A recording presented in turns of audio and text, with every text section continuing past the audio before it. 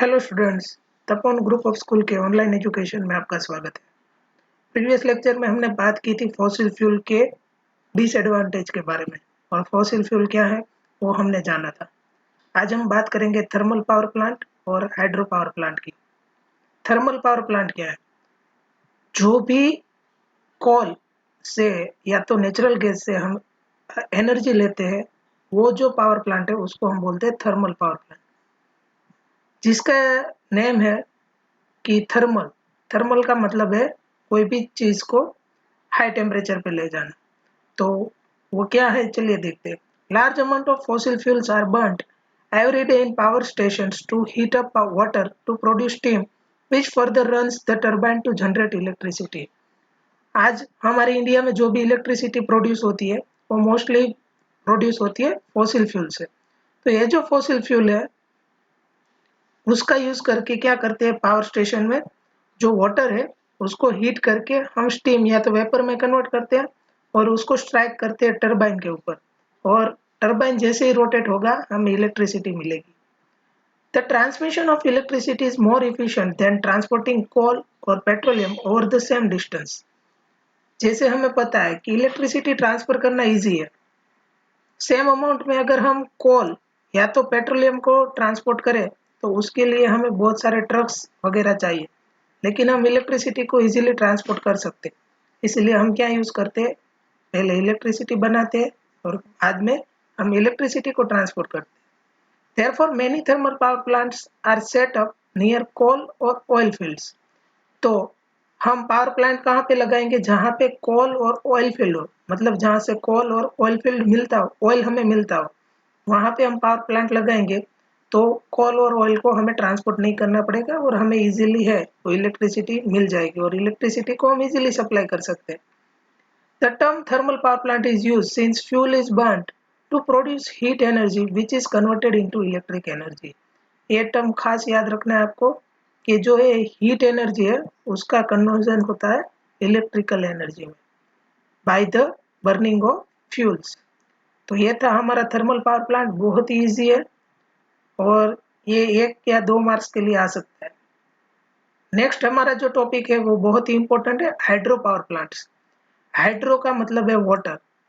Water का use करके बड़े बड़े डैम्स बना के वाटर को स्टोर करते हैं और वही वाटर को हम टरबाइन के ऊपर स्ट्राइक करके, जैसे थर्मल पावर प्लांट में देखा था, हम एनर्जी प्रोड्यूस करते हैं। Another traditional source of energy was the kinetic energy of flowing water or the potential energy of water at a height। Kinetic energy क्या है और पोटेंशियल एनर्जी क्या है, हमने 9th स्टैंडर्ड में देखा था। फिर से एक बार रिवाइज कर लेते हैं। जो भी चीज एक जगह पे खड़ी है, एक हाइट पे खड़ी है, तो उसके अंदर होती है पोटेंशियल एनर्जी mgh। और अगर वही चीज को अगर हम धक्का दे के नीचे गिरा दें तो उसके अंदर जो एनर्जी होती है वो होती है काइनेटिक एनर्जी। तो वाटर की यही दोनों एनर्जी का यूज करके हम जो है एनर्जी प्रोड्यूस कर सकते हैं, इलेक्ट्रिसिटी प्रोड्यूस कर सकते हैं। Hydro power plants converted the potential energy of falling water into electricity.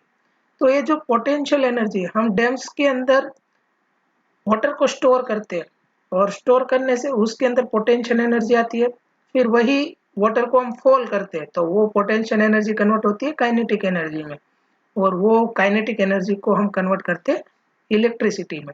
Since there are very few waterfalls which could be use as a source of potential energy. तो हम हर जगह पे पानी का यूज नहीं कर सकते क्योंकि उसके लिए बहुत ही लार्ज अमाउंट में वाटर चाहिए और उसकी हाइट भी बहुत ज़्यादा होनी चाहिए। तो ऐसे बहुत ही कम वाटरफॉल्स है जिससे हम डायरेक्ट एनर्जी प्रोड्यूस कर सकते हैं। Hydro power plants are associated with dams. तो उसके लिए हम क्या करेंगे, डैम्स का यूज करेंगे। In the last century large number of dams were build all over the world. As we can see from figure 14.1, a quarter of our energy requirement in India is made by hydropower plants।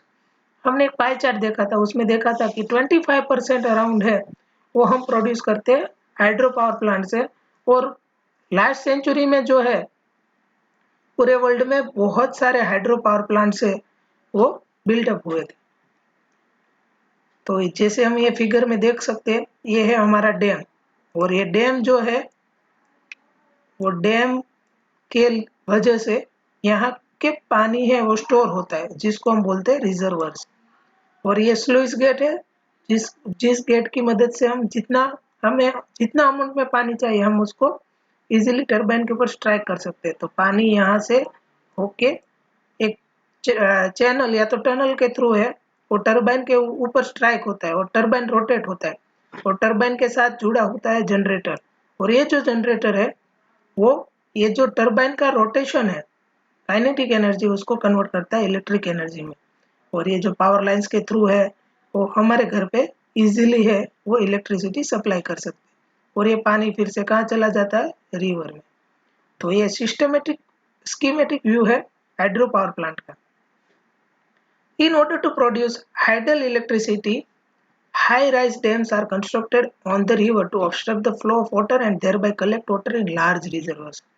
तो अगर हम high rise dams बनाते हैं तो high rise dams बनाने की वजह से क्या होता है, ये जो हाई राइज डैम्स है उसकी वजह से जो फ्लो ऑफ वाटर है उसको हम ऑब्स्ट्रक्ट कर सकते हैं और जो वाटर है उसको कलेक्ट कर सकते हैं in large reservoirs.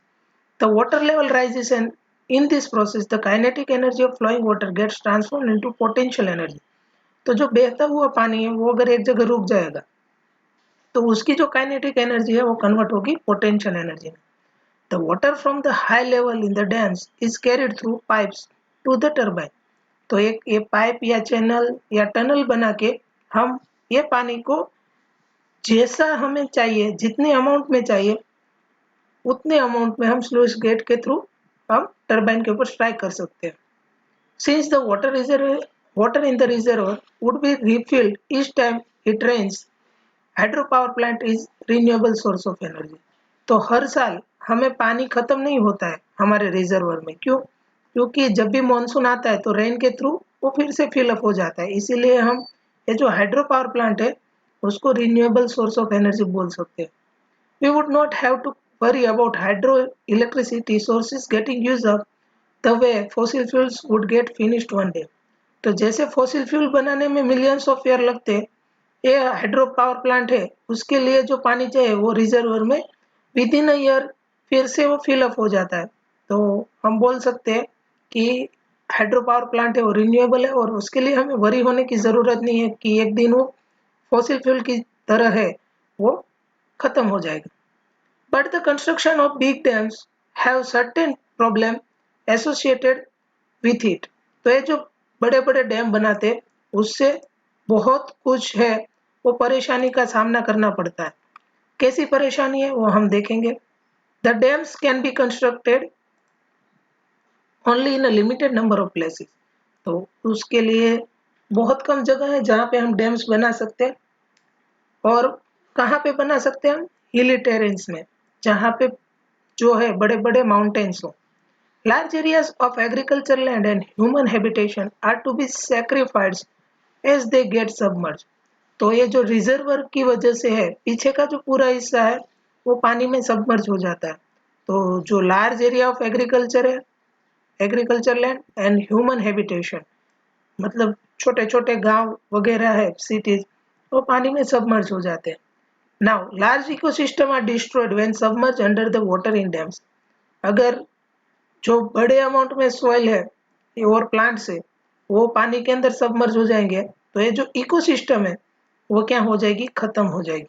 The vegetation which is submerge rots under the anaerobic condition and gives rise to large amount of methane which is also a greenhouse gas.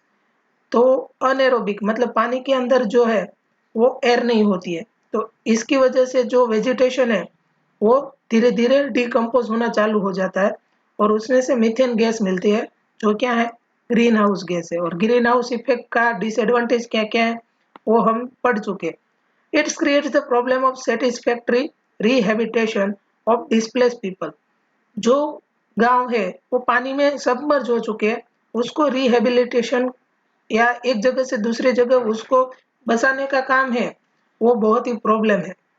Opposition to the construction of Tahri Dam on the river Ganga and Sardar Sarovar project in the river Narmada are due to such problem. तो ये जो गांव वाले हैं ये oppose करते हैं। जहाँ हमारे यहाँ पे नर्मदा में जो सरदार सरोवर प्रोजेक्ट है तो उसके पीछे जो पूरा का पूरा महाराष्ट्र का बहुत सारे गांव से उसके अंदर जो पीपल है उनकी ज़मीन, उनके घर सब सबमर्ज होने वाले थे, तो उसके लिए उन लोगों ने अपोज किया था। तो ये सारे के सारे उसके डिसएडवांटेज है। और हाइड्रो पावर प्लांट क्या है वो हमें ये क्वेश्चन में समझाना है। जो नेक्स्ट टॉपिक है improvements in the technology for using conventional sources of energy, वो हम नेक्स्ट लेक्चर में देखेंगे।